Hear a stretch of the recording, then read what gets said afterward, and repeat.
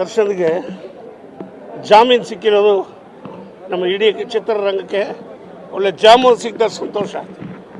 ನಮ್ಮನೇಲಂತೂ ಅವತ್ತಿಂದ ಇವತ್ತರೆಗೂ ಜಾಮೂನು ಮಾಡೇ ಇಲ್ಲ ಸರ್. ಏನು ಕಲಾವಿದ ಸರ್, ನೋಡ್ತಾ ಇರಿ ಸರ್. ಈಗ ಹೇಳ್ತಾ ಇದ್ದೀನಿ ಧೈರ್ಯವಾಗಿ ಘಂಟಾಘೋಷವಾಗಿ ನೋಡ್ತಾ ಇರಿ ಸರ್.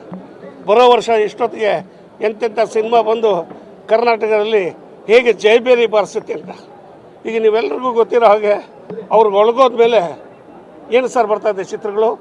ನಮ್ಮದು 2 ಚಿತ್ರಮಂದಿರಗಳಿದೆ. ಭಾರತೀಯ ಚಿತ್ರಮಂದಿರ ಪಿಂಡ್ಯದಲ್ಲಿ, ಚಿಕ್ಕಮಗಳೂರಲ್ಲಿ ಅಶೋಕ್ ಚಿತ್ರಮಂದಿರ ಅಂತ 15 ದಿವಸ ಚಿತ್ರಮಂದಿರ ಮುಚ್ತಾ ಇದ್ದಾರೆ. ಕಾರಣ ಒಬ್ಬ ಧೀಮಂತ ನಾಯಕ ಬೇಕು ಸರ್. ಅಂತ ಒಬ್ಬ ನಾಯಕನ ದುರದೃಷ್ಟ, ತಪ್ಪು, ಅವನು ತಪ್ಪು ಮಾಡಿದ್ದಾನೆ ಅಂತ ಹೇಳ, ಏನು ಗ್ರಹಚಾರ ಸರ್. ಇವತ್ತು ಎಷ್ಟೋ ರಾಜಕಾರಣಿಗಳು 2-3 ಕೊಲೆಗಳು ಮಾಡಿ ಘಂಟಾಘೋಷವಾಗಿ ದೀರಾದೇಶವಾಗಿ ಓಡಾಡ್ತಾ ಇಲ್ವ ಸರ್.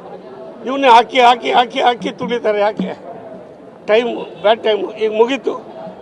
ಕನ್ನಡ ಕಲಾಭಿಮಾನಿಗಳೆಲ್ಲರ ಆಶೀರ್ವಾದದಿಂದ ದರ್ಶನ್ ಅವರು ಆಚೆ ಬಂದಿದ್ದಾರೆ. ಖಂಡಿತ ಅವರೆಲ್ಲೋ ಯಾವುದೋ ಸುಪ್ರೀಂ ಕೋರ್ಟು ಇನ್ಯಾವುದೋ ಕೋರ್ಟು ಯಾರೋ ಹೋಗಬೇಕು ಅಂತಿದ್ದಾರೆ.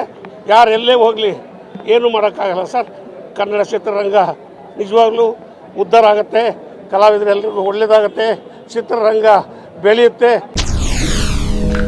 SS ಟಿವಿ ಸಿನಿಮಾ ಜಗತ್ತಿನ ಕ್ಷಣ ಕ್ಷಣದ ಸುದ್ದಿಯೊಂದಿಗೆ.